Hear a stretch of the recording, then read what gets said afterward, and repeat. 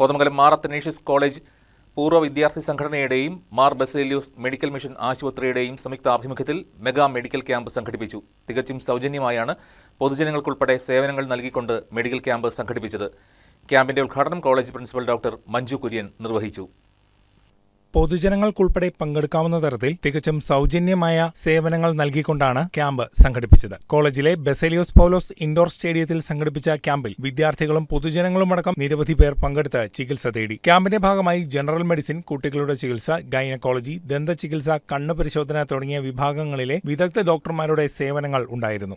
50 വർഷത്തോളമായി ആതുര സേവന രംഗത്ത് പ്രഗത്ഭമായി പ്രവർത്തിക്കുന്ന മാർ ബസേലിയസ് ആശുപത്രിയുമായി സഹകരിച്ച് വിദ്യാർത്ഥികൾക്കും പൊതുജനങ്ങൾക്കുമായിട്ട് ഇന്നൊരു മെഡിക്കൽ ക്യാമ്പ് ബസേലിയോസ് പൗലോസ് ഇൻഡോർ സ്റ്റേഡിയത്തിൽ സമർപ്പിക്കുന്നു.